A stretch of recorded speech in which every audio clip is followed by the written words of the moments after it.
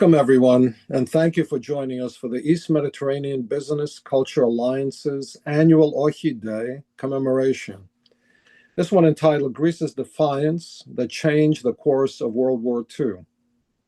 My name is Katsos, EMBCA's president, and I will be moderating today's discussion.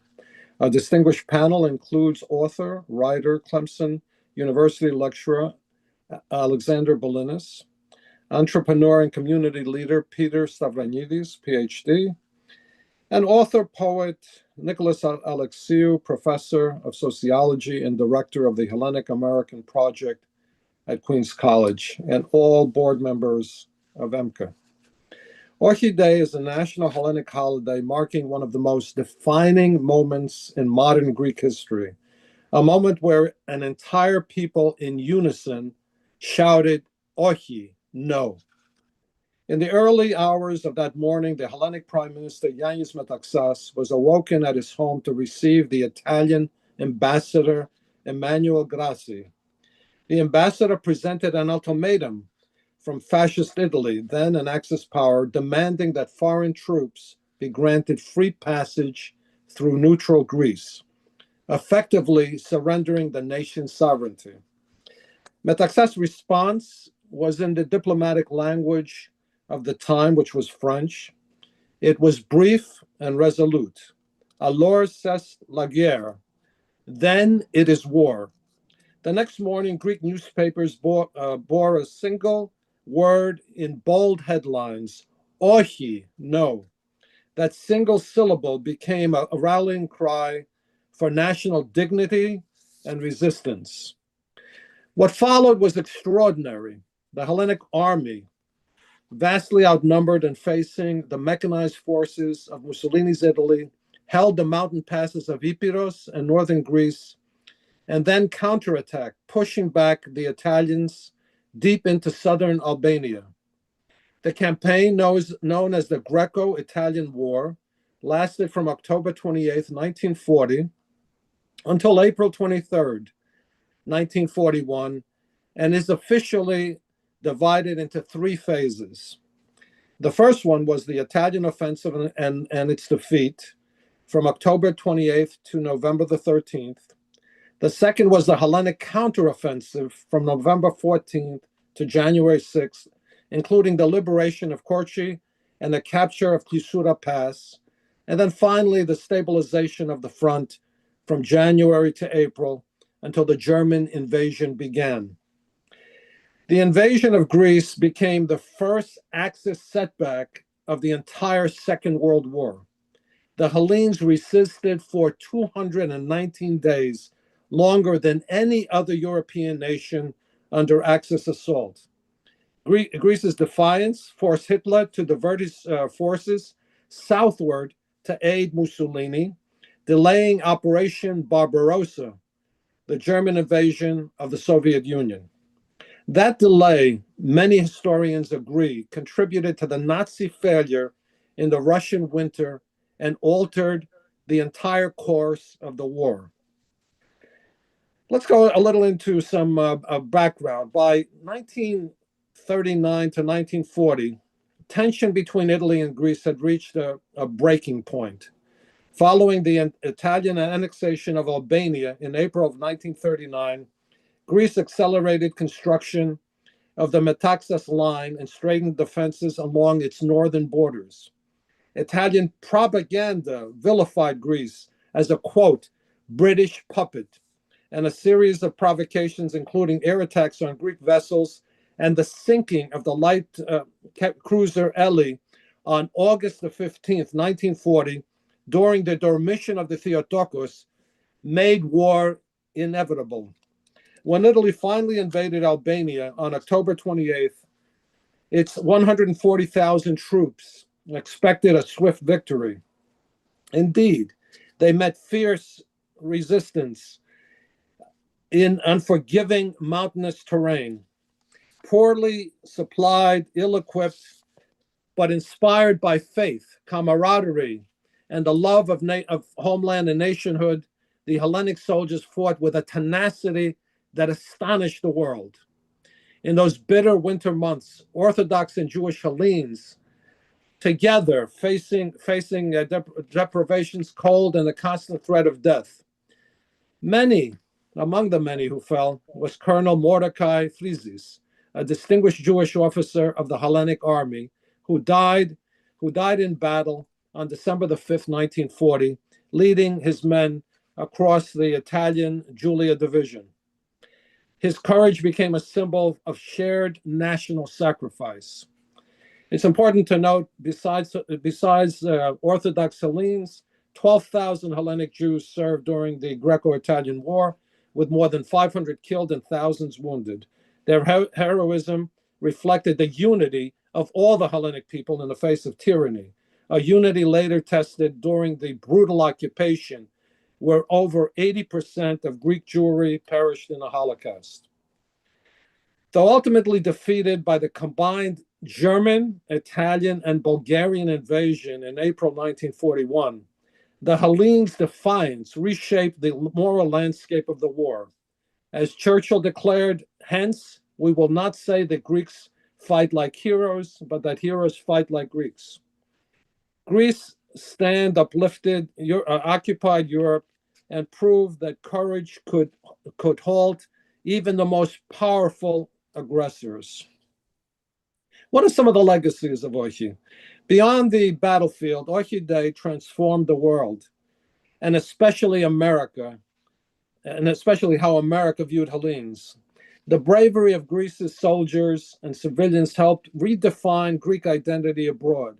In the United States, Hellenic Americans, long regarded as outsiders, found their patriotism recognized and their heritage celebrated. Greece stand for freedom resonated deep within American democratic ideals.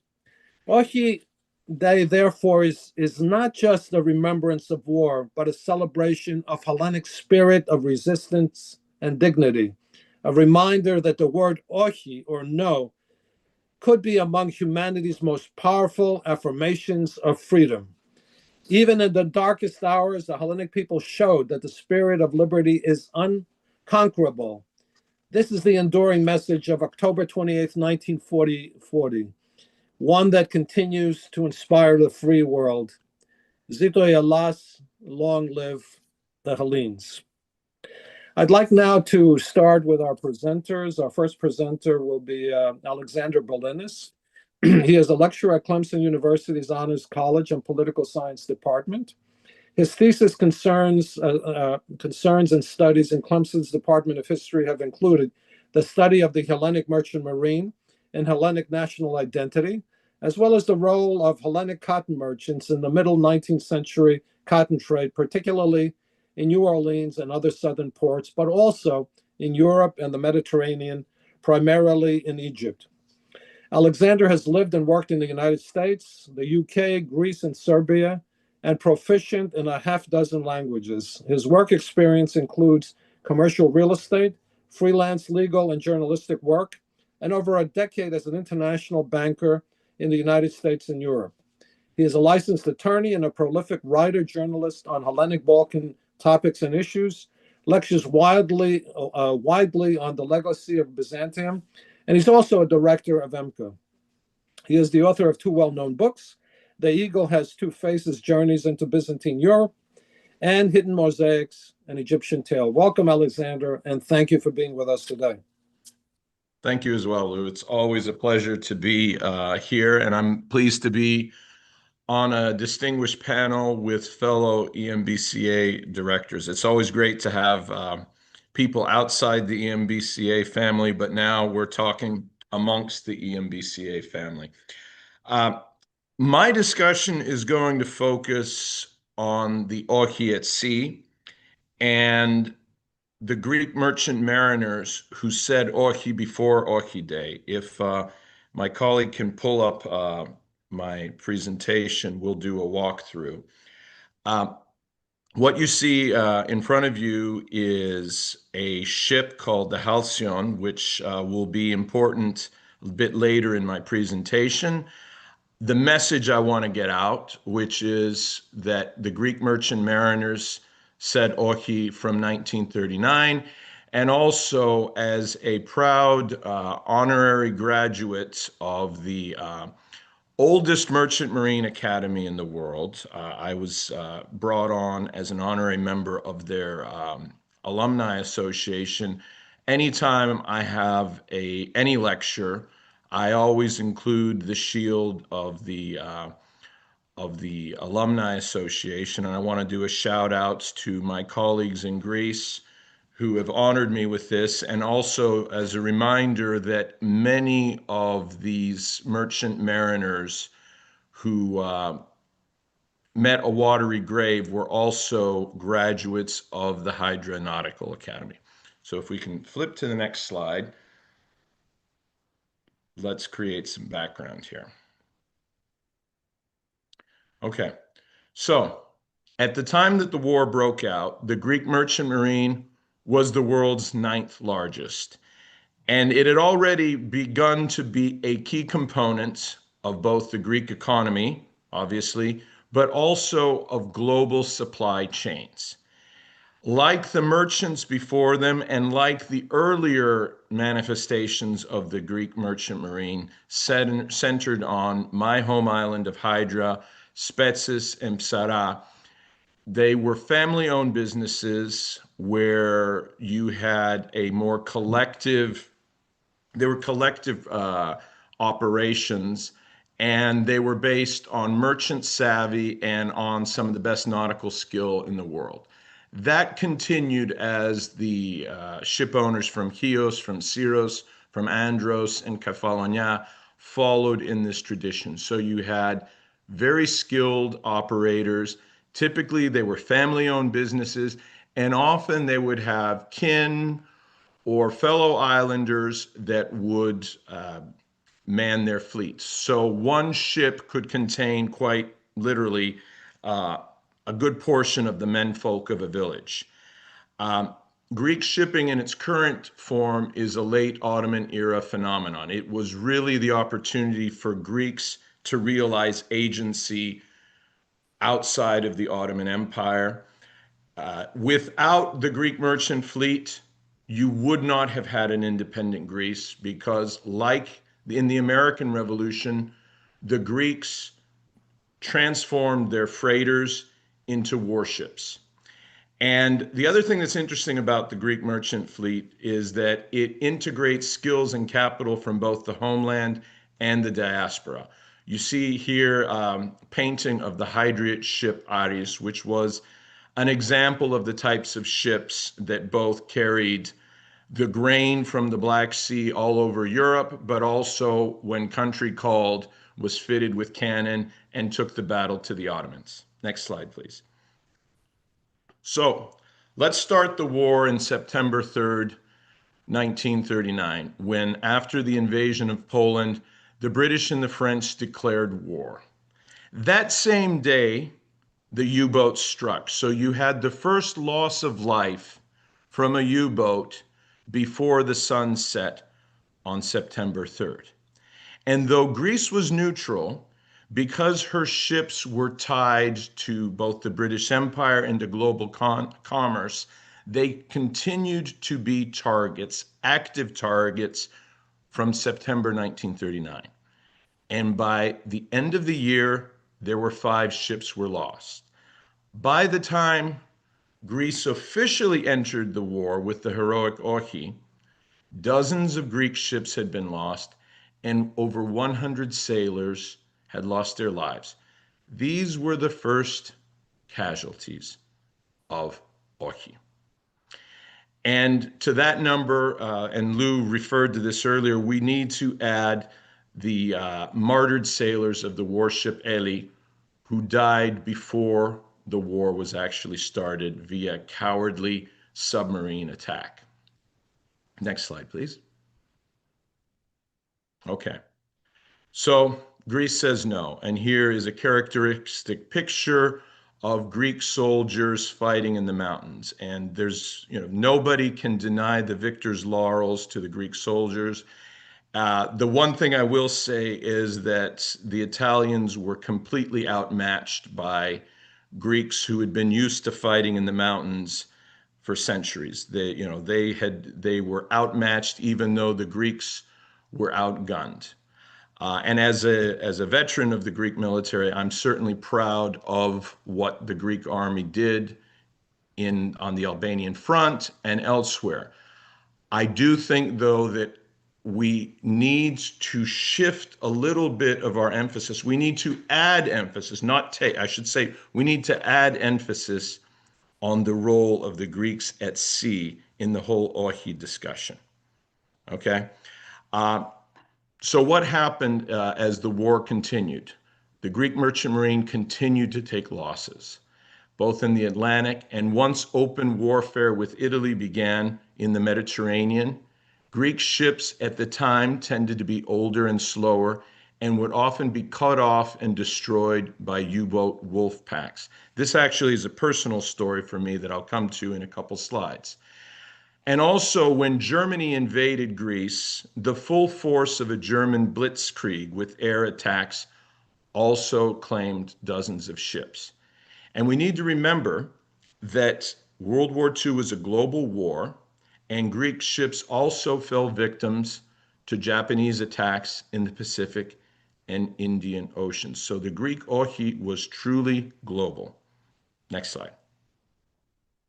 So this is an interactive map I created in the course of my research, and if it's at all visible to the viewer, you can see a map of the Atlantic basin, and every cross there is a sunken Greek ship.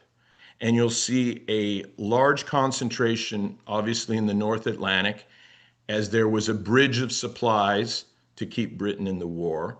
You'll also see lots of crosses, in fact, very densely in the Mediterranean, particularly around Greece.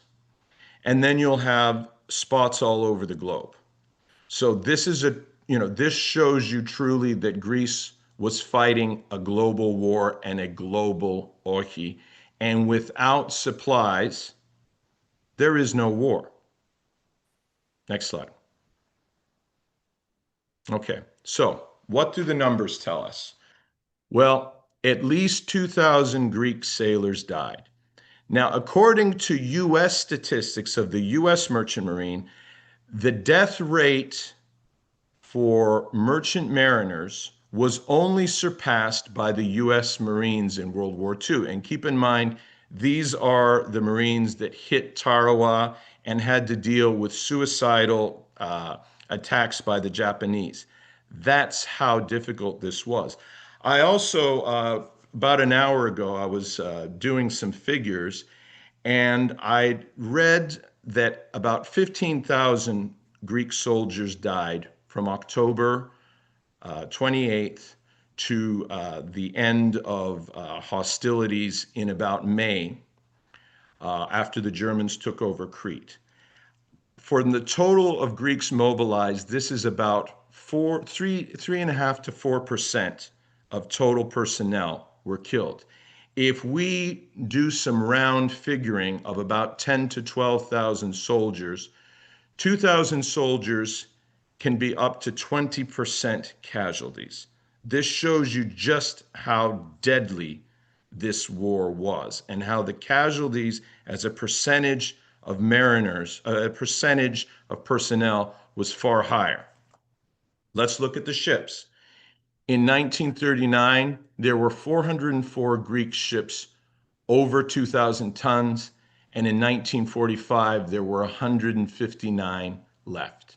In terms of Allied tonnage lost, Greece ranked 5th. 1941 was the worst year for Greek losses, followed closely by 1942, and particularly near the US Atlantic coast. Now for a personal story.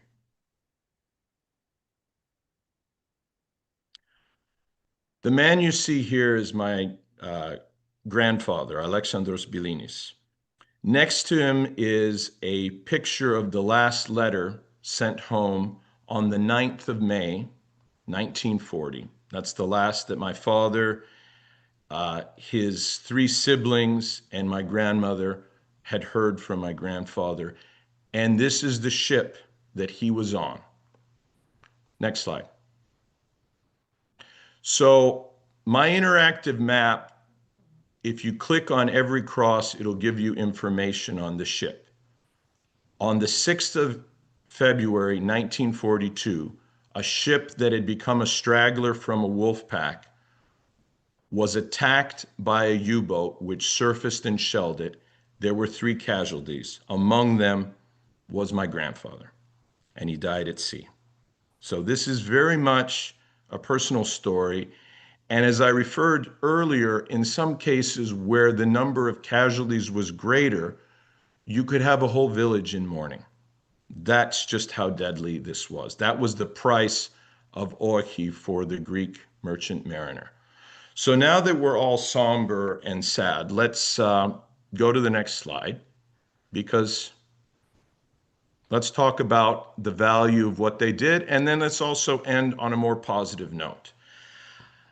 Field Marshal Rommel, who knows something about war, is quoted as saying, "Supplies are the basis of the battle."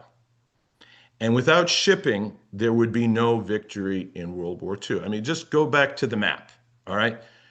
You have Britain holding out. Britain is an island without many resources. The only way Britain stays in the war is via sea supplies. In addition to that, Britain also has to supply a far-flung army. And once the Soviet Union gets in the war, has to supply the Soviet Union. And if the United States is going to take the war against the Germans, the Italians, and the Japanese, what do you need? You need ships. No shipping, no victory. And it was Greek and Allied shipping that made the victory against Germany, Italy, and Japan possible. There would be no victory without these ships. And just as Greece played an outside role in the victories on land, I would suggest Greece at sea played an even greater role. Yet, like the Phoenix, Greek shipping, which had suffered so much, arose once again from the ashes. Now, what's great as an American and a Greek, this story can make you very proud of both countries, because American industrial might and American industrial capacity met Greek shipping genius with the Liberty ships. Next slide. So, my cousin started his career as a merchant mariner on a Liberty ship, and he called it the yeast upon which the Greek fleet rose again. So to Captain Veli, my cousin, thank you for this wonderful quotation. The left side of the slide, you will see a virtual assembly line occurring on some coastal shipyard. It could be on the East Coast, the West Coast, or the Gulf Coast, where one Liberty ship a day was being produced. This was the solution to the problem. We had such a loss of shipping that American industrial genius produced these 10,000-ton ships. The fastest ever produced was in 5 days. And they were typically produced by Rosie the Riveters or immigrants or African Americans. So this is a great story of how all Americans contributed, including people who were underrepresented, and they built these amazing ships. Now, quickly enough, we found that we're winning the war, and we have this huge production. So in an act of enlightened self-interest, the US government starts selling the Liberty ships to its allies, and there was no bigger takers than the Greek ship owners. And what was the result of that?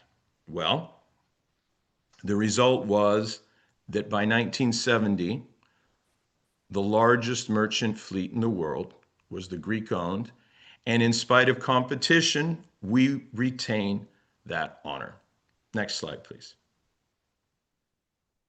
Let me just end with a quote that's always moved me, and it was in one of the halls of the Hydronautical Academy. I believe the same hall that has pictures of captains who gave their lives during the Battle of the Atlantic. Η Ελλάς δεν είναι ξηρά, είναι θάλασσα που αγκαλιάζει τη ξηρά. Greece is not land, but rather the sea which embraces the land. Thank you. Alexander, thank you so much for that presentation. I'll just add a few words because I think it's important to the discussion. Even before, as Alexander mentioned, Greece was invaded, and don't forget, before America was involved in the war, the English had to be supplied, whether it was food, whether it was military supplies, and a lot of the ships that were transporting those goods to England and wherever there were free countries were in fact Hellenic ships. And the Hellenic ships in particular were targeted, by the Germans and others because they felt that they were supplying, their enemies at that particular time. When the war broke out, there were a lot of Greek merchant ships that were in the water, and they obviously couldn't go back, especially when Alas was invaded by the Germans. Many of them actually came to port in the United States of America, and many of the seamen who were actually on those Hellenic ships, when they came into the country, they actually enlisted in the U.S. military, and many, of course, stayed in the United States. The other thing is that the ship owners, for those who don't know, had major offices in New York City itself. In other words, some of these companies, that's where their headquarters were, and that was in the port of New York and other places. And as a matter of fact, because of the loss of ships during that particular time, and the acknowledgement of what happened to the Hellenic merchant marines was the reason why, as Alexander brought out, that America in particular gave benefits or lower prices actually to the former ship owners to purchase the Liberty ships. What's important also is when the Liberty ships came out, when they were producing them, one of the ships was actually named Hellas, and that was given to the Hellenic merchant marines to actually fight in the war in Hellas with Hellenic merchant marines who basically supplied the manpower for that ship. And about 10 years ago, EMBCA actually, on the 10th anniversary of one of the last Liberty ships that was turned into a museum, and which is based in the port of Piraeus, EMBCA actually had an event on the 10th anniversary for that Liberty ship. And at that time, we also discussed a lot of the issues that we're talking about right now. So everyone should understand that, yes, there was, as we indicated, there was fighting in the mountains, etc., which are tremendous. But also, let's not forget our merchant marines who actually helped in a lot of cases, not only before the war, but during the war, and actually after the war, becoming again the largest merchant marine owners of the world, or owners of ships in the world, as being the Hellenic people. Thank you, Alexander. Our next participant, yes. Alexander, I mean, that was wonderful, fantastic, and the numbers and the crosses, it was very, very moving, and the personal story, of course. But Alexander, do you have something to remind us about the heroic contribution of the submarine, Averov and others? But it was a significant role that one or two Greek submarines played in that war. You have any information about that? I think that you're referring to the Papanikolaou. Papanikolaou, yes. Yeah, the Averov was the battle cruiser. I mean, it wasn't part of my studies, but obviously there's no question that particularly the Papanikolaou, and I forget the other one or two other subs. They wreaked havoc on the Italian supply chain into Albania, because remember, the Italians had to bring everything by ship across the Strait of Otranto, and that became a killing field for Greek submarines. That's an excellent point. It was outside of, as you know, Nicholas, when you get involved in any discussion, there's going to be pieces that you want to pursue. You've given me an idea, actually, to look at that. So thank you. But no, very important, definitely. And for us from America who visit Greece, you can always visit Averf, which is like a museum, right? In Piraeus somewhere. It is. And, since you mentioned it, if I can get, 30 seconds on that, I think it's important too, because the Averov was the game changer in the Balkan Wars. The Balkan Wars, yeah.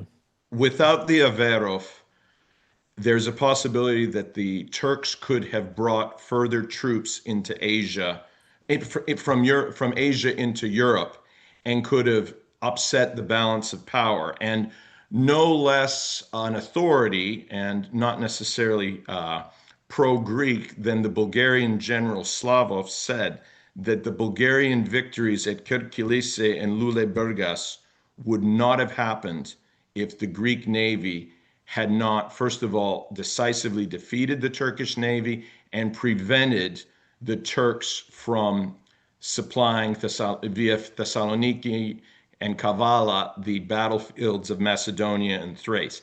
And that Averov, part of it was paid for by a subscription by a cotton merchant based in Alexandria. What's the message there? The diaspora played, as ever, a key role in the successes of the Greek state. And I have to say, I do not think the Greek state acknowledges that, and that's down to us. That has to be talked about. That's all I got to say. There's a lot to say. Obviously, they don't acknowledge it, but obviously many of the people here in the United States themselves and in other nations don't even understand or acknowledge their own history. So both sides, I think, are to blame. I will add one thing that many people do not know, that the Hellenic American Chamber of Commerce was actually started, or at least there was a discussion with the ship owners and the State Department, where the United States State Department, because of the ship owners and what they did leading up to the war and their help, they actually told them to start the Hellenic American Chamber of Commerce, which in the beginning was made up of basically ship owners. Okay, so that's an important history for those who are looking at Hellenic American organizations. So that's a little bit of a note and a fact. I'd like to now introduce our second presenter, and that's Peter Stavranidis, PhD. He is a successful entrepreneur, educator, and community leader. He has served in numerous leadership posts in organizations connected with Hellenic issues of the diaspora and the genocide of Asia Minor Christians. He has served 3 terms as the president of the Pan-Pontian Federation of US and Canada, and he is currently serving as the president of the Federation of Hellenic Societies in New Jersey. His fields of interest includes the evolution of Greek America, contemporary Hellenic history, and the Asia Minor genocide, which was mentioned. Peter occasionally teaches as an adjunct professor in local colleges and universities, and has participated in numerous symposia in the US and Greece as a lecturer and panelist. Dr. Stavranidis is a research associate with the Pantheon University of Athens, School of Social and Political Science, and he has been conducting postgraduate research on the history of the Greek Jews, with emphasis in their current situation and the challenges they face. Dr. Stavranidis is a frequent speaker and panelist with EMBCA, and he's also, of course, a member of the board of directors of EMBCA. Thank you, Peter, for being with us today. Thank you, Lou. An excellent presentation, Alexandre. Very informative. Thank you for that. Let me see if I can share my screen with can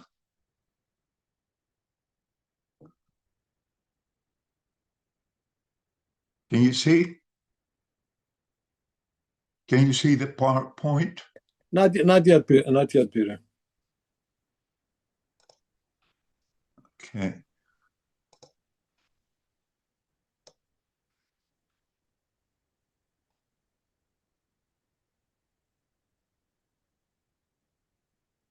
How about now? You got it. Awesome. Awesome. Okay. Well, actually here I had some music, but unfortunately technology, again, is not my specialty. So I'll proceed to the next one. And I want you to take a look at this American newspaper, which obviously is in Boston. And you can see so many years ago, the news travel fast. This is October 29th. Can you see that? October 29th, 1940. Yes. And the price is only 2 cents. Wow. All right. Well, first of all, I'm going to start by an adage by the philosopher, politician, and writer Alphonse de Lamartine, he's French, obviously.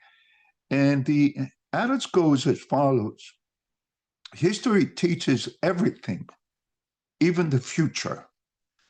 The challenge is always which history we tell, myth, memory, or the hard record of sources. Well, today I'm going to go mostly with the sources that I have gathered for this presentation. And of course, as far as the story is concerned, the story of Greece of the 20th century begins with the story of trauma, rearmament, audacity, and consequences. And of course, I'm talking the period after the biggest, the worst, the most traumatic event in the history of Hellenism, the Asia Minor catastrophe. So in 1922, after the Asia Minor debacle, Greece absorbed more than 1.5 million refugees. The demographic shock rewired politics, economics, and social memory. So the Megali there gave way to a compact state that had to house, employ, and integrate uprooted communities. Out of that crucible emerged civic stamina and broad recruitment pools that mattered, really mattered, on the eve of the Second World War.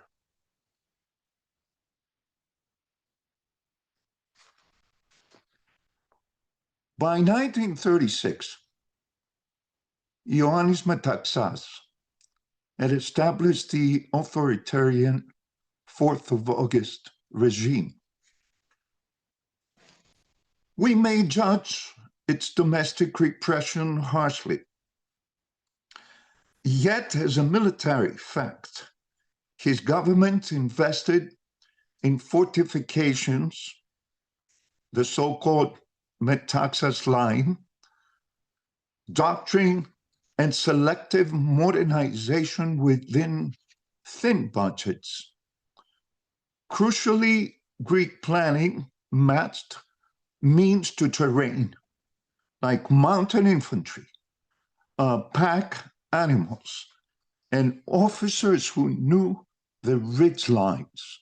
Equipment remained light by great power standards, but it was fit for the purpose. So, in other words, it wasn't unexpected what happened on the eve of October 28, 1940.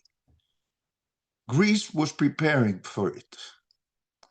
Metaxas, a very shrewd military leader,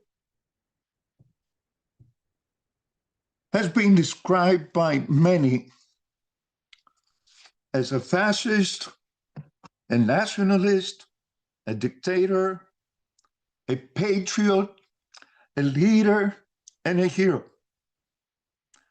However, no matter what the term one may use to describe him, he was and will undoubtedly continue to be remembered as one of the greatest leaders in modern history. And you know something, 30 years ago, I would never think I would catch myself praising Metaxas. And I have to confess that. But, you know, years, age, knowledge, ideology, and of course the facts of history make you reevaluate your thoughts of the youth. So I can say without any hesitation, my dear colleagues, that he's the man who forever changed the course of history. And of course, we have heard the famous adage. Until now, we used to say that the Greeks fight like heroes. Now we shall say the heroes fight like Greeks. And this is from a speech which Winston Churchill delivered from the BBC in the first days of the Greco-Italian War. So coming back to the topic, Greece was preparing for this war. The whole Europe was actually preparing for this war.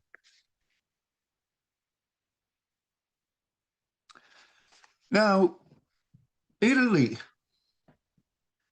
was under the leadership of the fascist dictator Benito Mussolini. And Italy was aggressive throughout the decade of the 30s, invading in Africa. One of the invasions was in the country of Ethiopia. So Mussolini,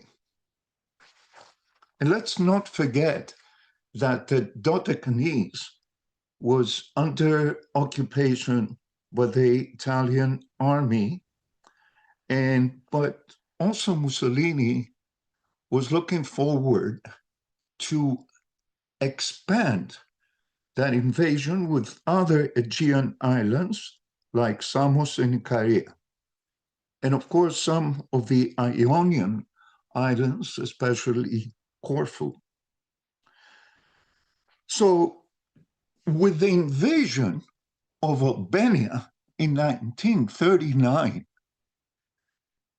Greece faces pressure now from three directions: Italy proper, the Dodecanese, and the Albanian frontier.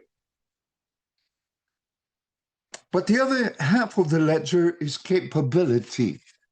Fascist propaganda projected a modern, irresistible machine. The sources show a gap between spectacle and substance. And I'm giving you an example, like, as you see in this slide, you see the Mazturit, Savoia Marsetti SM79, the tri-motor proved vulnerable in practice. The nose engine's placement invited head-on fighter attacks. Now, Italian industry struggled to field robust twin-engine bombers with the horsepower needed to carry meaningful roads and speed and altitude, but was unable to do so. Now, this is the famous submarine, Delfino. This is a submarine torpedoed the Greek cruiser Ellie on August 15, 1940. Look at this submarine. This submarine was constructed, I believe, if I remember correctly, in 1895 or 1896, and underwent an update in 1915, which it was an old submarine. And basically, it was the only submarine that sunk a Greek naval ship, whether it be a warship or a merchant marine ship. Throughout the war, my dear colleagues, the Italian submarine fleet had over 100 submarines, and many of them were based in Leros. Throughout the war between Italy and Greece, and then, of course, with Germany that entered this conflict, the Italian submarines did not sink, not even one, and I'm saying one, merchant ship or naval warship from the Greek arsenal, which shows in a very strong manner that the Italian war machine was not up to par, was unable to make a strike with results. So Italy's mechanized formations were optimized for roads and speed, not for sustained operations in brutal mountain weather against an enemy who could live hard and move off-road. So, yes, it was an expansionist dictatorship with teeth, but also a power whose over-armament was not consistently modern and whose doctrine often mismatched the battlefield it chose. Now, here is the difference. And of course, when this event occurs on August 15, 1940, with the sinking of Ellie, of the cruiser Ellie, it's something that was not, it was totally unique. It was totally unique to see literally hundreds of thousands of Greeks being eager to enlist and waiting on endless lines to enlist. Many of them exceeded the age limit, and the age limit was 30, but you could see 35-year-olds, even 40-year-olds, and they would be turned away. And there was no exclusion of young men from prominent families. And in this picture, you can see, new enlistees from every walk of life, journalists, professors, writers, and also you can see this handsome young man at the second line underneath is the very well-known actor, Labros Kostadaras. You can see him.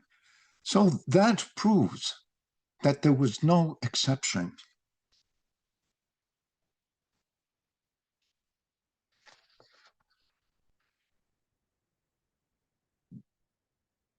So you see scenes that haven't been experienced before in any other European country. You see students, workers, islanders, Asia Minor families. The Hellenic army was lightly equipped, but adapted to mountains and early snow. Let me go to the next. Now, this is another thing. You see Greek soldiers here with very light artillery weapons. Now, the Italians had much heavier artillery equipment, which they couldn't carry.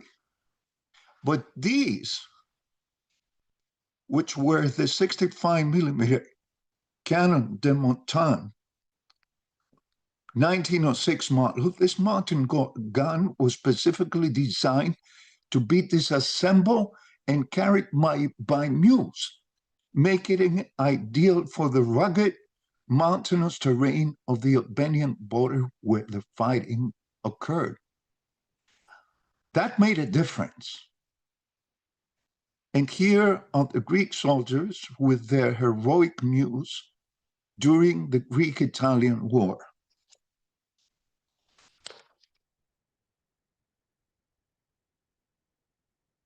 So within weeks, the elite Italian Giulia Alpine Division overextended in the Pindus and was forced back.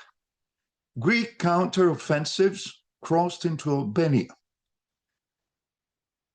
Italian advantages in armor and aviation were blunted by weather, roads, and misallocated air power.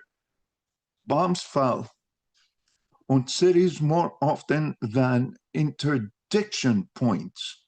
Coordination with hoped-for Bulgarian participation never materialized.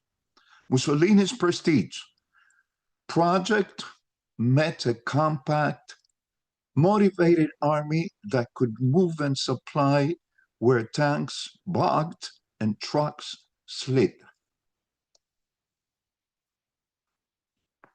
Now, another thing, look at the revised Mannlicher rifles.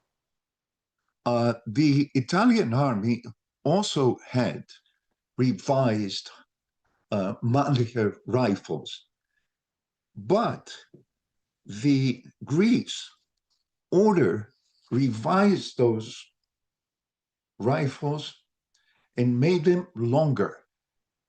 Also, the bayonets were longer. So when there was fights between the two infantry soldiers from a very close distance, guess who had the advantage? Between the longer rifles and the longer bayonets, the Greek army had the advantage. So the Greek battlefield performance was extraordinary. But stocks of ammunition, artillery tubes, and winter kit were finite.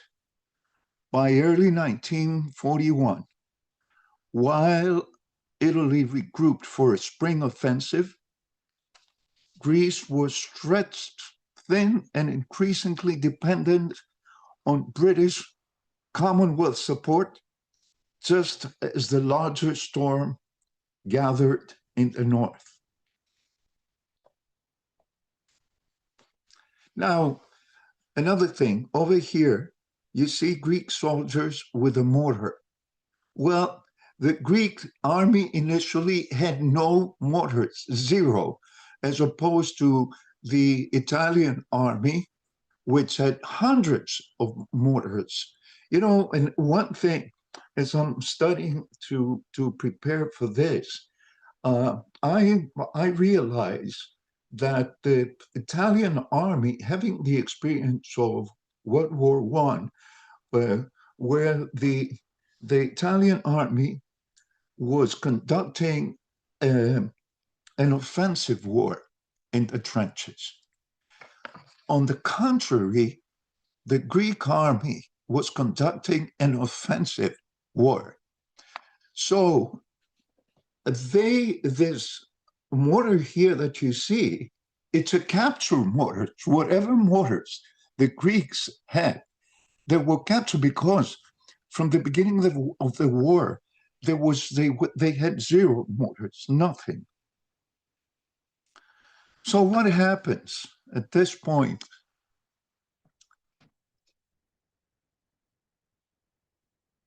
Before I go to this slide, at this point, it's absolutely necessary for Germany to become involved.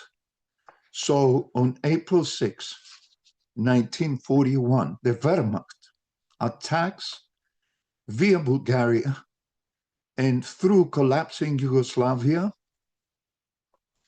the undermanned Metaxas line was outflanked because now you see the Greek army is split. You have in Albania and the Pindus Mountains, you have about at that particular point about 200,000 and about 100,000 that were moved at the Metaxas line to prevent the German army from coming in. But of course, for 12 days, regulars fought alongside civilians. And it was just impossible to prevent the German army from entering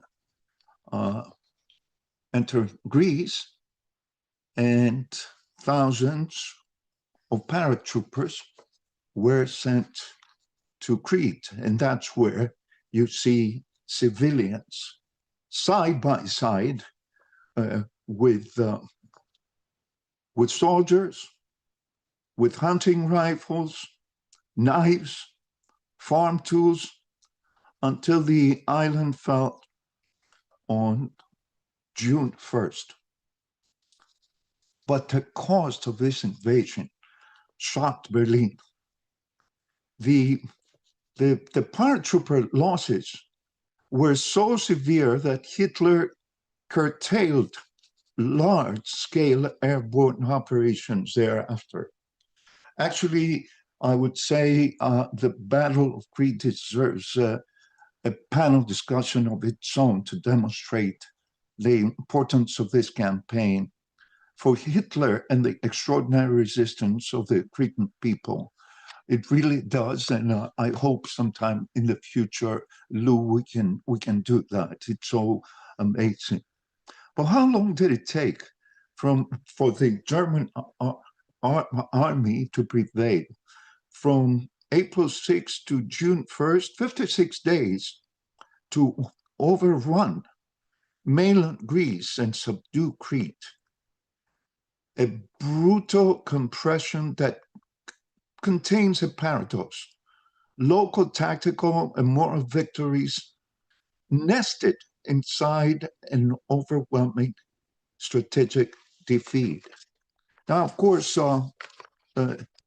Lou, you mentioned about the Barbarossa project, and what did Greece do to change that?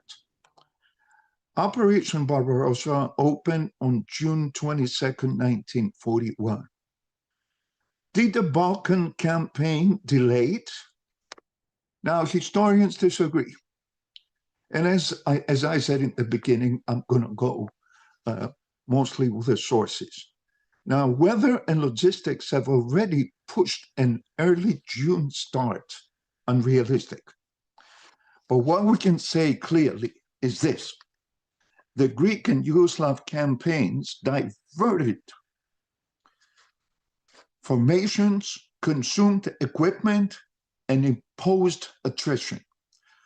Over Crete, hundreds of the Ju-52s, transports were destroyed or damaged. Airlift capacity was later missed in the east.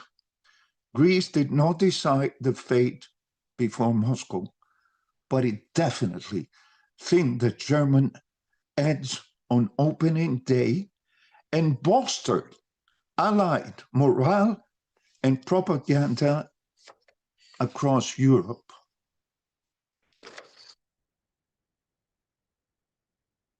Now, I will conclude by saying that light kit was not a magic bullet.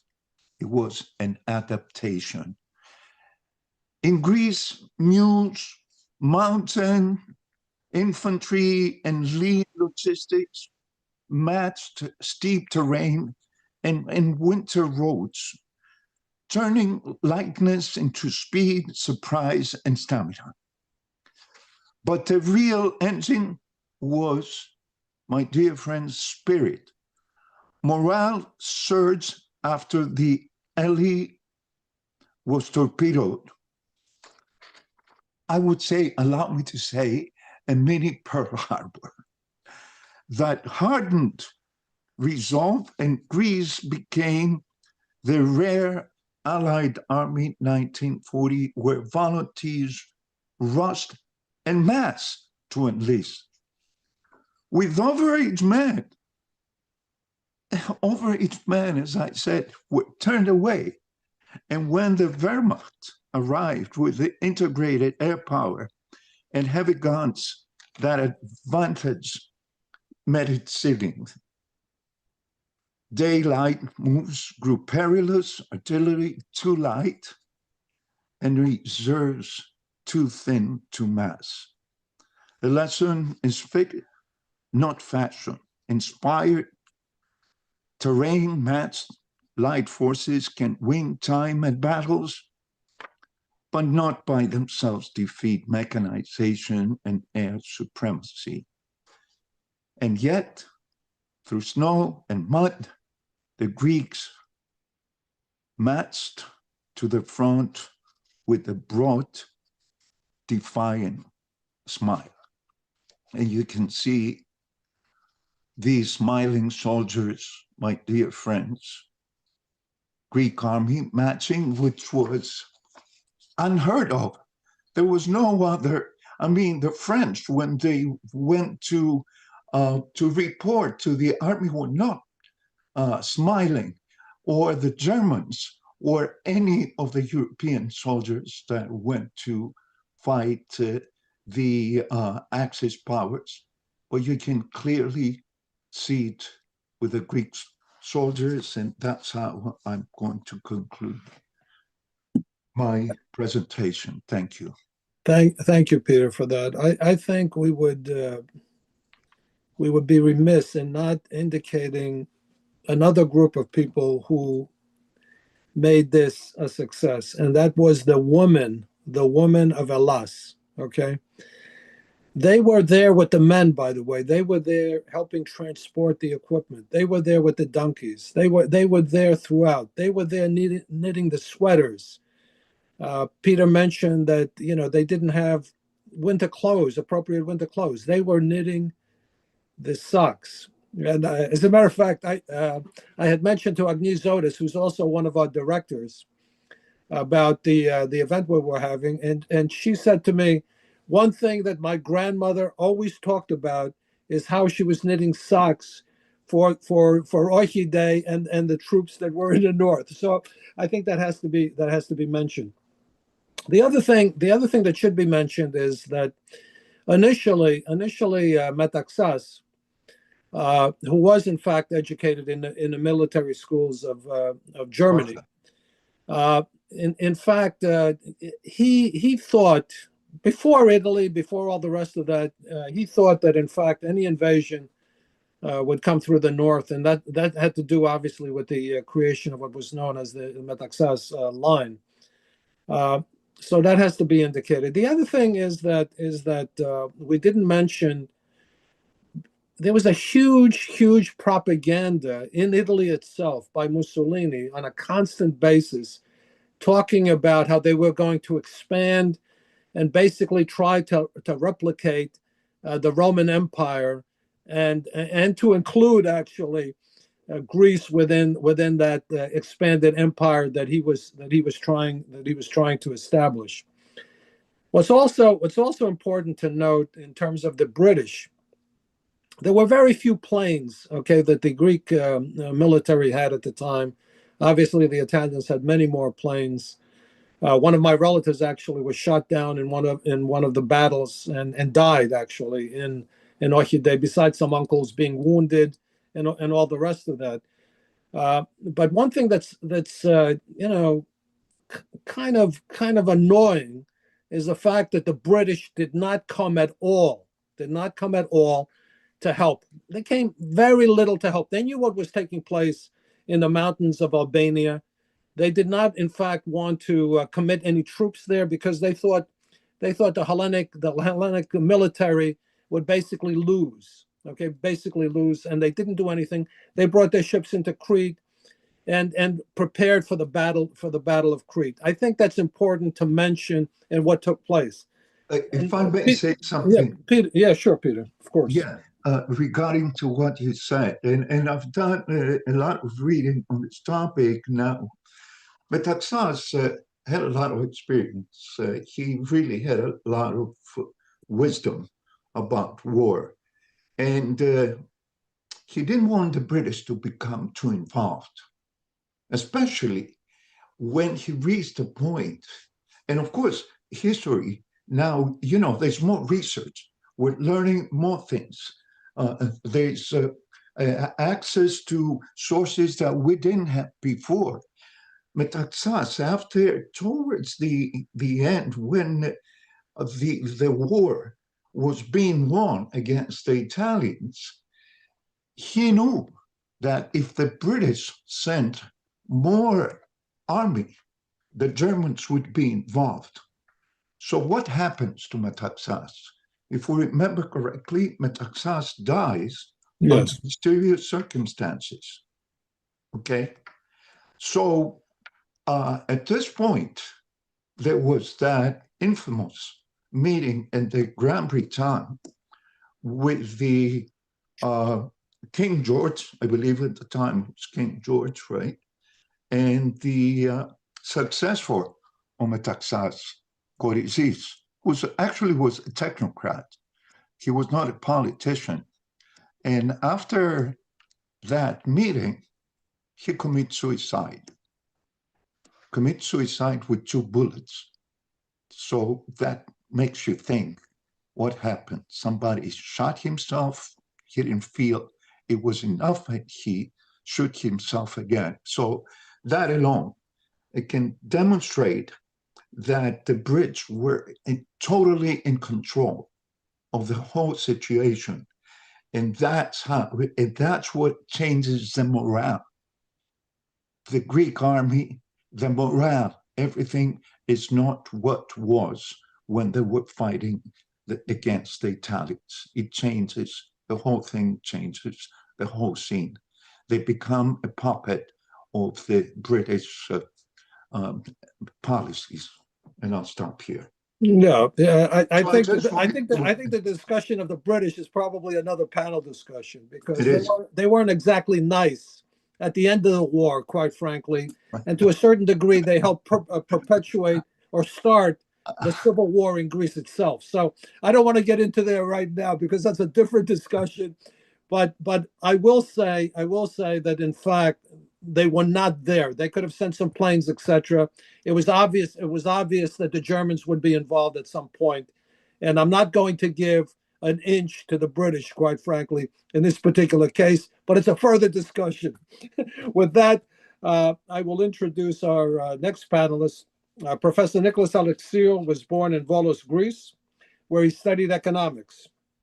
He has taught at the Department of Sociology at Queen's College, CUNY, since 1990, and he has received the President's Award for Excellence in Teaching.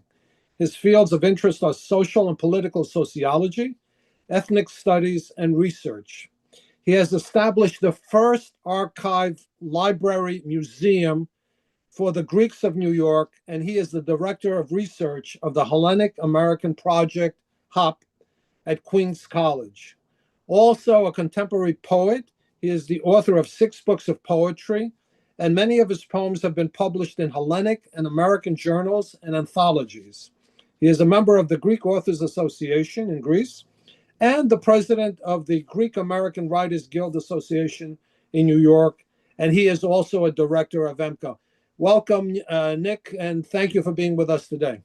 It is a real pleasure, and thank you again for this invitation and having this panel with Peter and Alexander, great colleagues and dear friends. Very interesting so far. Undoubtedly is the epos of 1940 is one of the highest moments in Greek history, and every time, without being nationalistic, you get very emotional because it's a true heroic attempt.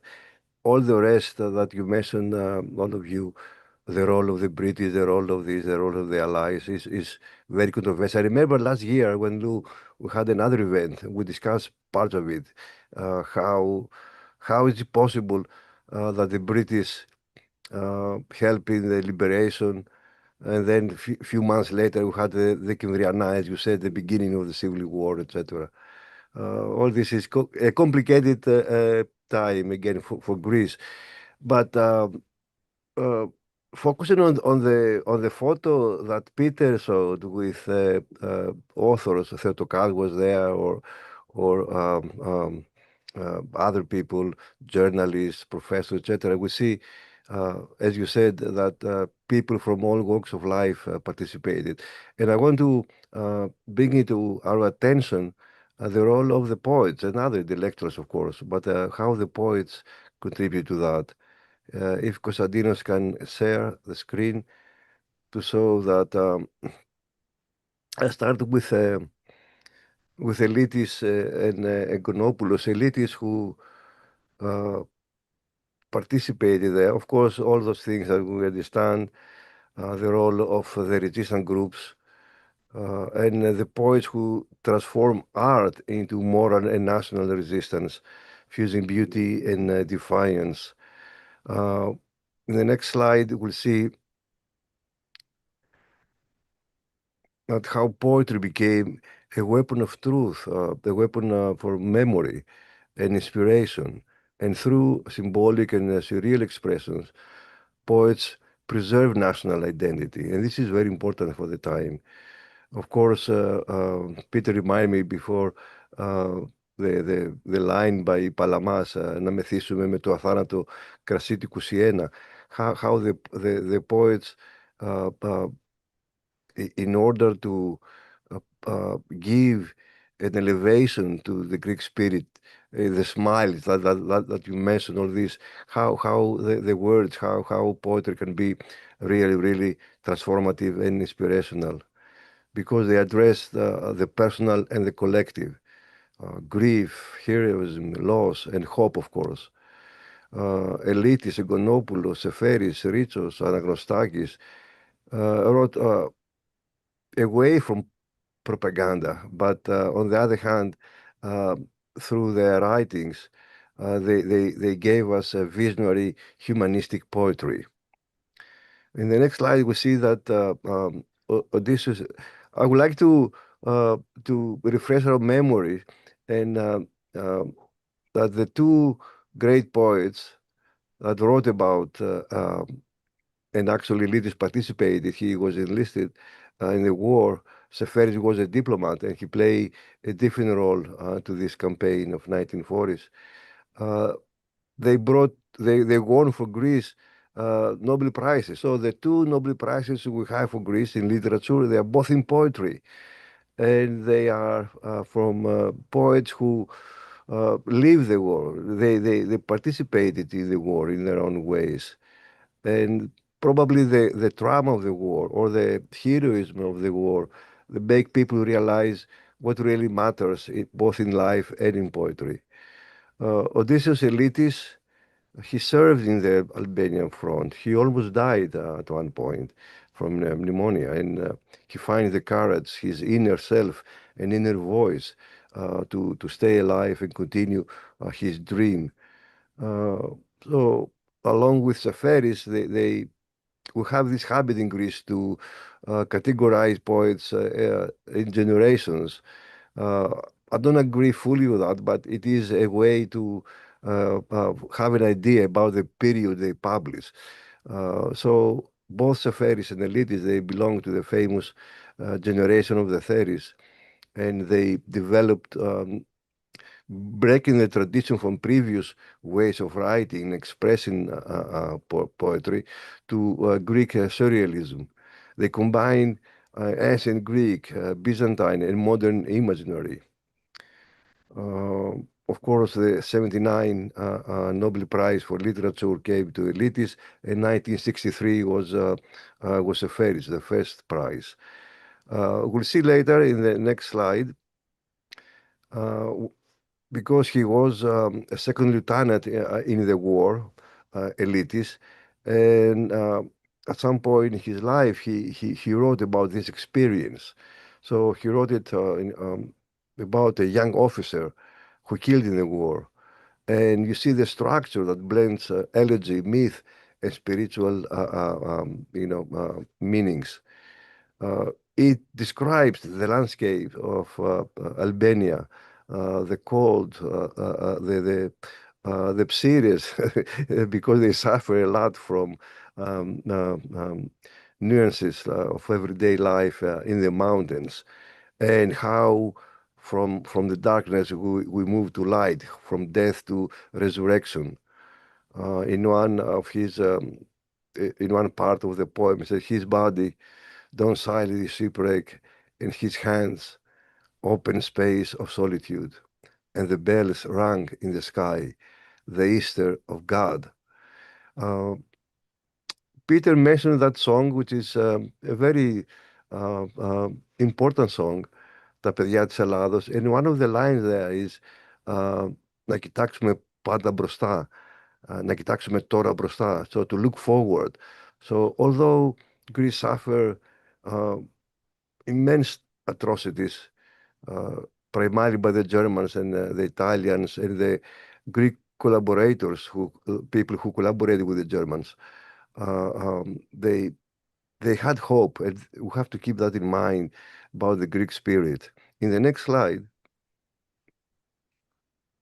we see that Lytis' vision elevates the personal loss to a universal myth of rebirth.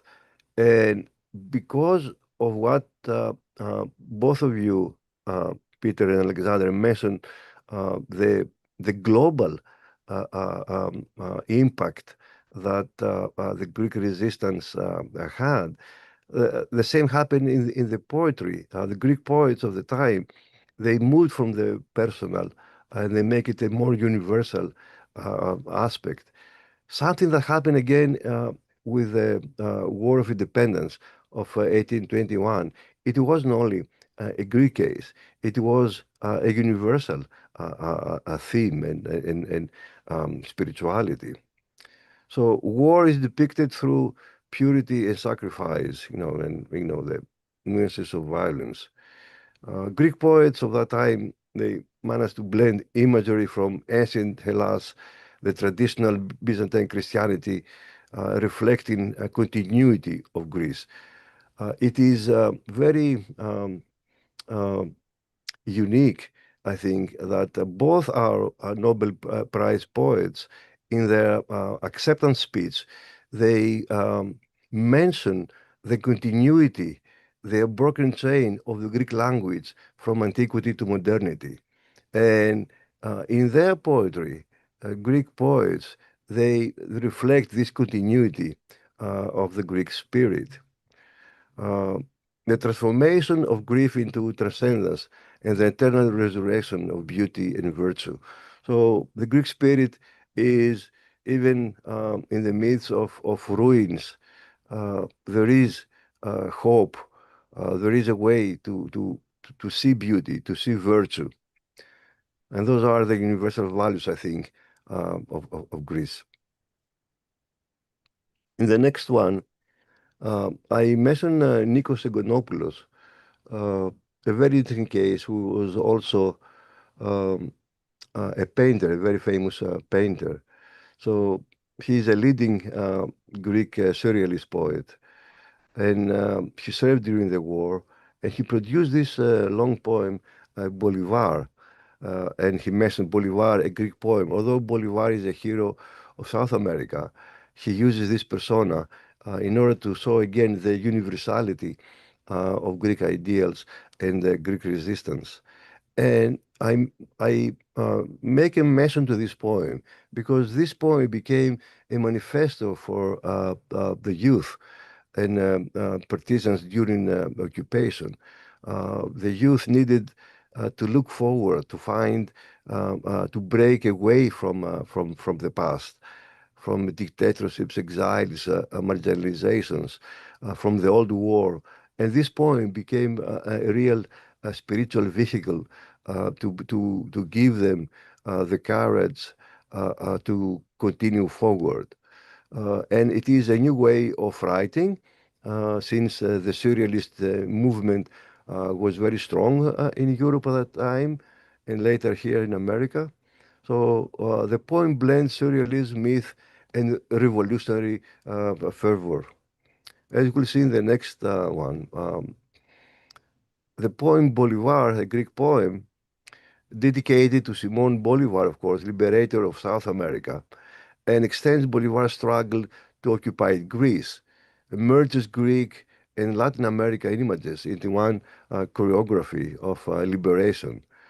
Some of the passages read, volcanoes erupt in Peru and vomit their wrath in the heavens. Bolivar, you were reality. You are, even now, no dream. With hard stone I carve your name in rock, and afterwards men may come in pilgrimage. Bolivar, you are as beautiful as a Greek. A very famous line, frequently quoted. Bolivar is ωραίος σαν Έλληνας. So you see again the universality going beyond the personal and the specifically Greek to more collective and universal. In the next slide, we'll see again Gonopoulos' vision in a broader framework that places Greek resistance in a global humanistic frame, and through surrealism and surreal juxtaposition bridge geography and time. The line Bolivar, you are as beautiful as a Greek, becomes a declaration of solidarity and redefinition of Greek identity as universal liberty. It transforms individual suffering into aesthetic and spiritual elevation. More examples, we'll see in the next slides. Of course, Yanis Ritsos, although the poem Epitaphios was written before, but later in Mussolini, when he immortalized the Greek people's endurance. Manolis Anagnostakis or Seferis embedded moral responsibility in subdued wartime poems like I Speak, Milo, and Last Stop. They built a collective poetic record of national survival. And we'll see some of those lines, the stanzas. Milo, I speak. I speak of the last trumpet calls, of the defeated soldiers, of the rags from our holiday clothes, of our children selling cigarettes to passers-by. I speak of the flowers that have wilted on the graves and rotting under the rain, of the houses that gape windowless like toothless skulls, standing up and alone inside the terrible desert of the crowd. A very famous song which was also put in music by later composers that shows the suffering, but also the strength of the Greek people. And in the next one, the last stop, when Seferis wrote that in 44, in October of 44, he commemorates, he remembers the war. Let me speak about heroes. Let me speak about heroes. Michalis, who left hospital with open wounds, was perhaps talking about heroes on that night when he dragged his foot into the blacked out country and howled, feeling our pain. We are going into the darkness. We are advancing into the darkness. The heroes are advancing into the darkness. Few are the moonlit nights that I enjoy. And in the next slide, in summarizing, I believe that if the soul of Greece survived the war, it is because it found its voice again through poetry. We saw that the poet who produces poems at that period, they are of heroic and elegiac, lyrical, surrealistic, and visionary. They focus mostly on death and resurrection of Greek soldiers, the universal struggle and revolutionary solidarity, with a tone which is spiritual, luminous, redemptive, audacious, prophetic, and global. And as symbolism, we see ancient symbols in modern Greece, a synthesis between Greek myths where they meet other countries, other cultures, like the Latin American liberation. And finally, we see the fusion of myth and modern suffering. Now, art as a moral resistance and remembrance, heroism of the ordinary people, because it wasn't exactly Metaxas, the OXI, the resistance. It was the resistance of the Greek people against the external and the internal fascism. Search for transcendence through national identity and language. So the importance of language and the spirit. Overall, I think that the Greek poets and intellectuals in general commemorated the Albanian War of 1940 as a moment of heroic national resistance against fascist invasion, using poetry and prose to document the battles, hardships, and the resilience of Greek spirit. Their works, combined with political critique, reflect both pride in military defense and a nuanced awareness of the war's complex geographical and humanitarian effects in the broader Balkan region. And Europe, I should add. Thank you very much for your patience and kindness. No, Nico, thank you so much for that, because it's important for everyone to realize how important the word is, and certainly you can't win a war without the poetry, without the music, without the songs. These are the things that drive people. In terms of Europe and really what was taking place at the time, I think it's important to note the days it took for different nations to fall under fascism, and what Hellas really did during that period. So let me just recount some of the days. Denmark and Czechoslovakia fell instantaneously, 0 days. Yugoslavia fell in 3 days. Holland fell in 4 days. Belgium fell in 18 days. Poland fell in 30 days. France fell in 43 days. And Norway fell in 61 days. Hellas resisted for a total of 219 days, okay, against Italy, Germany, Bulgaria, and actually Albania, because Albania at the time was obviously part of taken over by Italy. Many people don't realize the psychological effect, what was taking place as the Hellenes were fighting in the mountains of Albania.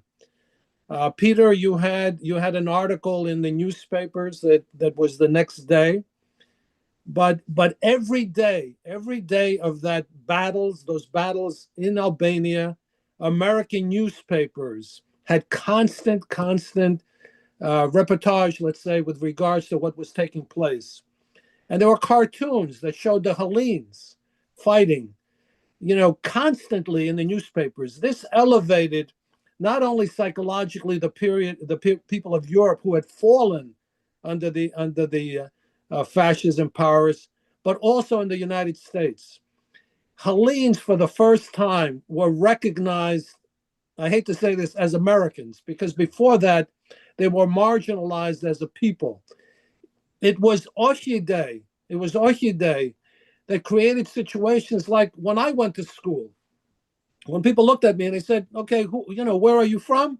I said, from Greece. Everybody said fantastic, etc. Before that, I was lucky when I went to school, quite frankly, because these are the things that took place because of OXI Day. With that, we'll open the conversations. If you guys can unmute each other, and the conversation is open now. Whatever you want to say, just let me know. If you permit me, I would like to add that there's no accident that among the Allies, they have a day to celebrate the liberation of Europe in May. So we are the only country that celebrates the resistance, the day of the war in Greece. And because of the resistance, you mentioned certain days when other countries collapsed. So it makes sense why we celebrate OXI Day and not necessarily the liberation on May 8th. Which Well, is with that, Nyuko, I have to say that we meaning the Hellenic people, maybe in Hellas, do not do a good job, okay, of making people understand what some of the sacrifices were by the Hellenic people. They do not do a very good job. In other words, we're sitting here having a program on OXI Day. Of course, there are different things happening on OXI Day in Hellas, etc., as it comes due. But we do not spread the message of what actually took place. We're talking now, X amount of years later, on something happened. People forget. If you don't constantly bring up what took place, okay, people totally forget. So we do not do a good job of making people understand what was taking place. In 1940, 1941, it was in the papers everywhere in the world what was taking place in Hellas. Peter, you had mentioned that there's different scenarios. People are saying that maybe the Operation Barbarossa, blah blah blah, was not affected by Greece, etc. Some bullshit artists are saying that. I don't buy that nonsense. Okay, I'm a person that says yes. The Nazis were diverted from invading Russia because of OXI Day and what took place afterwards.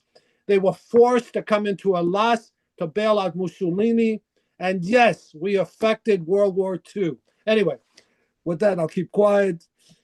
It's open for discussion. Let me just say some of the leaders of the world, like Joseph Stalin, he said, "I'm sorry because I'm getting old and I shall not live long to thank the Greek people whose resistance decided World War II." I'm saying that as a segue to what you said. Adolf Hitler, he said, "For the sake of historical truth, I must verify that only the Greeks of all the adversaries who confronted us fought with bold courage and highest disregard of death."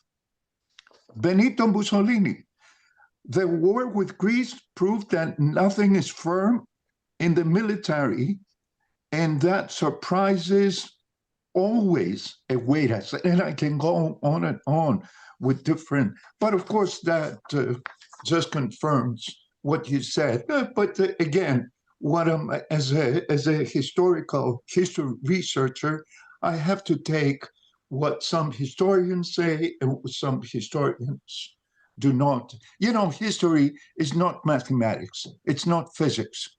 Okay, so there's different ideas. Peter, we totally interpretations. agree. It depends. It depends which way the propaganda wants to go. Absolutely. Which way the Absolutely. propaganda wants to go. But I think just stepping back a little bit, not because I happen to be a Hellene or what have you. Okay, stepping back, and when you analyze really what took place, the Hellenic people were very heroic and really helped change the course of world history. And it's not acknowledged properly, not only by other nations. Forget about other nations. The Hellenic people themselves do not do a very good job of explaining what took place. Yeah. Whether it's the Hellenic Revolution, which most of them have no clue as to what took place.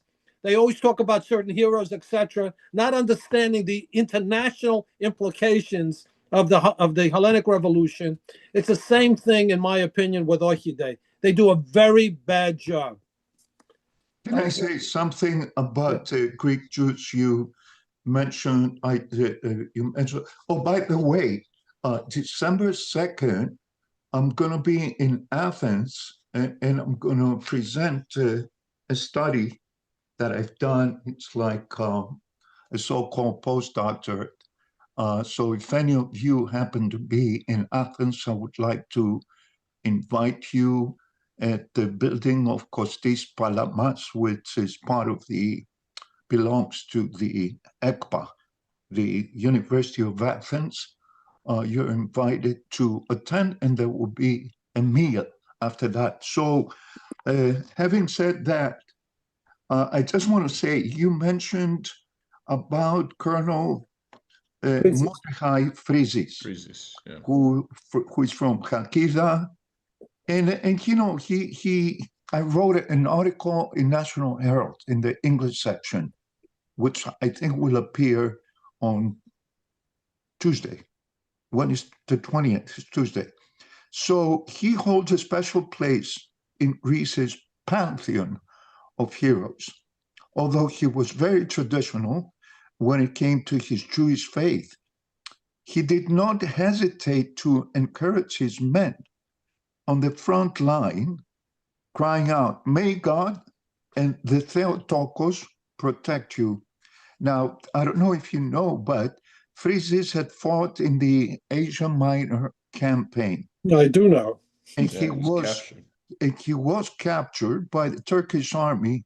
And although he had the option of being freed, since the Jews of Smyrna had paid the Turks a ransom in exchange for the liberation of all Greek Jews, Frizis refused to leave his men and remained in captivity until he was released following the end of the war. I just wanted to add that. And of course, out of the 12,898 Jews served in the Greek military during the war, and 513 were killed, 343 were officers, and 3,743 were injured. So the literature regarding the role of the Greek Jews during Greece's entry into World War II and subsequently in the national resistance is relatively extensive. There's quite a few books. That's a wonderful point. They played an outsized role in terms of their patriotism for their country. It's their country, and they certainly showed that. If I can go back to Lou's point on who we are and how we don't express it, the term that I keep coming up with, and I have to attribute it to another EMBCA director, Eric Hill, is asymmetry. That has been a Greek characteristic. So, Peter, again, congratulations on the granular detail. I think what you've shown is that the Greeks invested in asymmetry, in what we were good at in order to fight the invader with what we had. Certainly in the mountains, that was a brilliant example. I would also suggest that the whole story of the Greek merchant marine or the Greek diaspora, the Greek merchant diaspora, is all a study in asymmetry.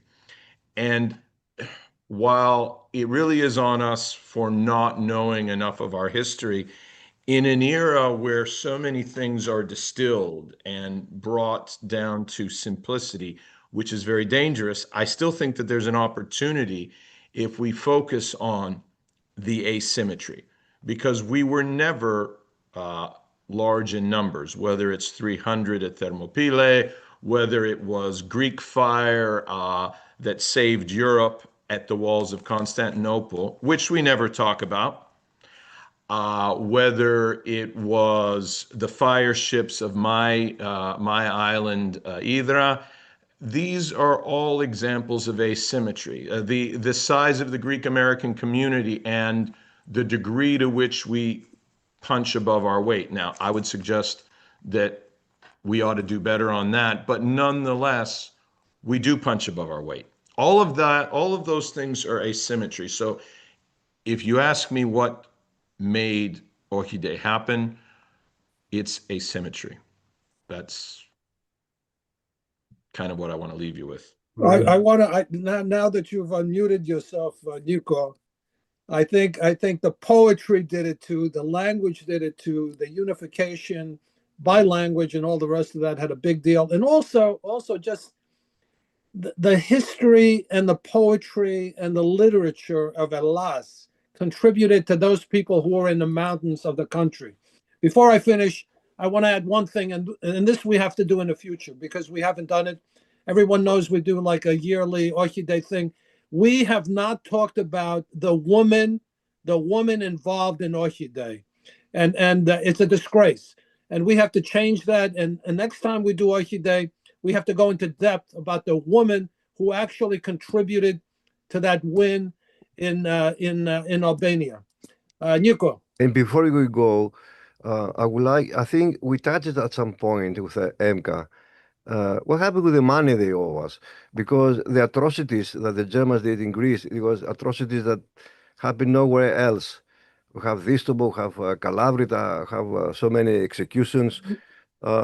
Nico, they stole all our gold, and still they owe us money. What happened to this situation? It's good to talk about the marbles and the British Museum, but also you have to do something about the recognition of the atrocities by international organizations, and of course to give us our money back. Nico, you're absolutely correct. Okay, you're absolutely correct. We have not done a panel discussion on the theft that took place. The modern equivalent of $300 billion, okay, that was taken from the Hellenic people. We have not talked about in depth about the food that was taken from the mouths of the Hellenes by the German military, which caused hundreds of thousands of people to die of hunger in Athens. We have not talked about that. Yes. We have not talked about it. And quite frankly, we have to talk about it. And I'm glad you reminded me. We will have a panel discussion on that, because it's amazing to me that they took all that money and then it was them again that did capital controls in Greece. It was them that helped freeze the accounts in Hellenic banks. It was them that took money again from us, okay? And it was them that helped destroy the country again for many years, by the way. And we have forgotten, okay? We have forgotten. The politicians made their deals, okay, including the so-called deal about that money that they stole. And we have to discuss this. Anyway, I'm sorry, guys. I get emotional about this. We have to do a panel discussion on this. Please. Yes, Excellent. indeed. Excellent. Getting back to OXI Day, let's continue the discussion before we wrap it up. Any other thoughts on the other thing we have to do is we have to talk.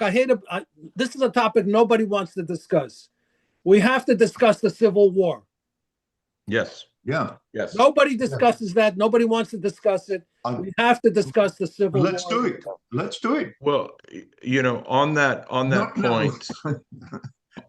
point, one thing that I found interesting living in so many countries where there were refugees or children of the Pedomazoma, whether it was in Hungary, Serbia, or Bulgaria, it's an interesting story. I mean, my late father fought in the Navy for the government forces. I was born in 1969. The war was over for 20 years. I definitely consider myself a post-war Greek, and I think it's time to have a discussion on this. I think that civil wars never end. I mean, the Civil War in the United States hasn't ended, but there's discussion about it. So yeah, I'm in. funny. If you dare, I'm ready. It's funny that you too. mentioned that, Lou, because today they vandalized Aris Velichiotis statue in Greece with Nazi symbols. so you see. Listen, the other thing, Peter, the other thing we have not discussed, because you mentioned Stalin, okay? We haven't discussed the Hellenic genocide by Stalin. Yep. Okay. We have not discussed that. Let's take it even. Of the victims. I am a child of the victims. 30,000. You see, this is the thing. My grandfather and 30 to 40,000 Greeks in the 30s were sent to Siberia. Did you know that, Lou? Yes. Did I ever Of tell you? course. No, of course I know. course. Of course I know. And of course, I've done a lot of studies on the topic, but this is something that even contemporary Greece, Hellas, doesn't want to discuss. But that's of course. Well, discuss. another Listen, discussion. Hellas doesn't want to discuss a Absolutely. lot of things. I have a lot to say. Hellas does not want to discuss a lot of things. Yeah. Okay, on that note too, it just the wider story between Greece and Russia. The British ambassador in 1841 said, "A truly independent Greece is an absurdity. She must either be English or Russian, and because she cannot be Russian, she must be English." I mean, we've never really gotten done with that, and we have this interesting relationship with Russia that, frankly, deserves some examination. We always talk about Russia as the big brother. All the Balkan countries do it. I look at it differently. Russia owes us. Southern Russia was built by Greeks and Bulgarians and Serbians. We fought for the Tsar. They subcontracted their entire export to Greek merchants and to Greek islanders. And whenever they needed a second front, they go to the Greeks, the Serbs, the Bulgarians, they stir the pot, and then they're like, "Oh, you all handle it. And if you want to be refugees, we'll take you in and you can populate the Black Sea." So, yeah, there's a lot to talk about. There's certainly a lot to talk about in terms of the Balkans. One thing we have not talked about is how Western Europe affected the concept of us not really getting together as Balkan nations. Okay, in other words, had we followed certain things of the past, Rigas Fereos, etc., we would have had a Balkan nation, let's say, that would have been as strong as any other European country, maybe even any country in the world, if we had to combine these nations, where everyone caused us to fight amongst each other, to kill each other, okay, to prevent us from basically uniting. But that's a separate discussion, and it's interesting how OXI gets this stuff out of us all of a sudden. We want to discuss all these particular topics. So I think what I want to do is just let's wrap it up. So I'll start with Alexander. Some final thoughts and words about today's discussion. Well, I'll just quote Rommel. Supplies are the basis of the battle. The Greeks were part of that bridge of supplies. When we talk about OXI Day, we have to talk about it. And I'm going to go back to just one word, asymmetry. Thank you, Alexander. Peter, some final thoughts and words? Yes, yes. I'm thinking and I'm saying that 1940 is the only time in the history of modern Hellas, which of course that history begins in 1821, that finds a nation united, eager to enlist, as opposed to 18 years before, in 1922, that we experienced, Hellas experienced the biggest loss of its history, when the army, 1/3 of the army were deserters, 1/3 of the army were mavericks, only 1/3 from the men that were mobilized would stay and fight because they didn't have something, a clear goal. But then comes 1940. And again, I don't want to be misinterpreted about what I said about Metaxas, because some people might interpret that I am for a dictatorship. No, it was the leadership that was needed at the time. We couldn't afford to be divided. And if you needed a person with a strong hand to put people together, he was expecting the war. He was ready for the war. He had the right equipment. And it's the first time that Hellas stood up and played an offensive role against this big challenge from an invader, from a perpetrator. And it's something that we should also emphasize and make it more known, not only to the non-Greeks, but especially to the Greeks, that look what we can do when we are together. Yeah, I totally agree. I mean, we as a people, and I'm talking more in Hellas, but also in the diaspora, but more in Hellas, do not do a good job, okay, of discussing the past and really indicating how important these particular days are to the world. Okay, we don't do a good job. Nico, some final thoughts, ideas? Yeah, I have mixed feelings, of course, because I feel so much, pride of the Greek resistance. OXI Day is a unique moment. And then what follows again, it is another lost opportunity. We are the only country among the allies who won the war, going to a civil war. And then you realize that something went terribly wrong. Again, the foreign factor, the role of the foreign factor. We have to realize that, as it happened in 1821 and in 1940s, is the Greeks who liberated themselves, and we have to depend on each other as a nation, as a society. But unfortunately, we keep forgetting that, and we keep missing opportunities. Remember that after the war, it was another mass wave of immigration to America and opened massively to Europe. We went to rebuild Germany. Greeks went to rebuild the factories of Germany or Belgium or other countries. So another lost opportunity. I have mixed feelings, and I hope that the new generation of Greeks and Greek Americans will realize the lessons of the past and act properly towards something that benefits the Greek society and the Greek American society. Well, Nico and everybody, I think it has to do with education. Okay, I can't say, Nico, that type of education, I hate to say this, will come from Hellas, except by certain educators. I can't say that because you mentioned certain things about what happened after the war, how people left, went to other nations, rebuilt Germany, etc.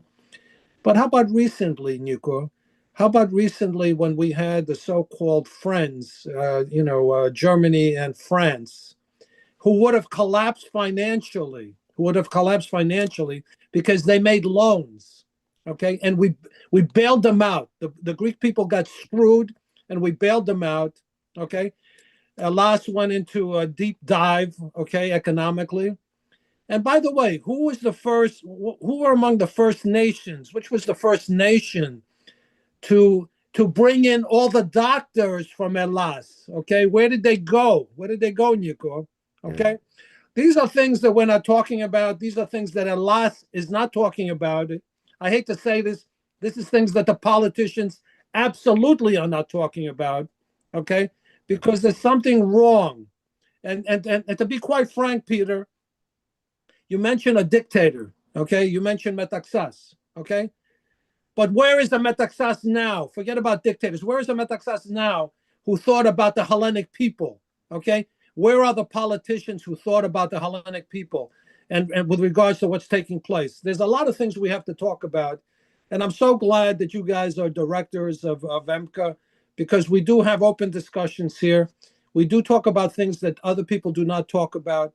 And I think it's important for us to help educate our people. It's important to us. And we talk about not only to educate our people, but also to discuss these issues as being international issues. Exactly. Not just issues to the Hellenic people. We always talk about me, the Greek. It's not about the Greek. It's about what Hellenism means. Hellenism in its pure form. Not about Hellenes, but about Hellenes and Philhellenes and certain philosophies that the ancients and some of the moderns, believe in. So to the audience, sorry that we diverted with all these different conversations, but I think when we talk about OXI Day, it brings out the juices in us, quite frankly, to discuss these things. Absolutely. Our next event will actually be in Greece itself, in the Hellenic Republic. EMBCA is going to do an event on November the 12th at the Demos Center. It's called. It relates to common revolutions, Hellas and America, and it's also the thing that we started here, which is 205, 250, which is next year, which is the 205th anniversary of the Hellenic Revolution, but also importantly, the 250th anniversary of the Declaration of Independence. And those linkages between the two nations, between Hellas and America, are something that has to be discussed throughout history, by the way. And OXI Day figures into that. What Alexander talked about is not only a Hellenic story, it's an American story. Okay, it's important what the Merchant Marines did. So all these things become very important in the discussion. Also, we'll be discussing in the November the 12th in Greece. That next year is also the 250th anniversary of the birth of Yannis Kapodistrias, a very important figure in Hellas. Someone, I hate to say this, someone who had not been assassinated may have changed the whole history of a nation. And obviously, next year is also the 200th anniversary of the final siege and fall of Messaloniki, okay, which was an international event, not only a Hellenic event, but it was an international event at the time period. Thank you to the audience for listening to us. And thank you again for this excellent presentation by Alexander, Peter, and Nico. Thank you all Lou, for being as with always. us. Thank you, guys, always. Always a pleasure. Χρόνια πολλά. Always a pleasure, colleagues. Everybody. Thank you.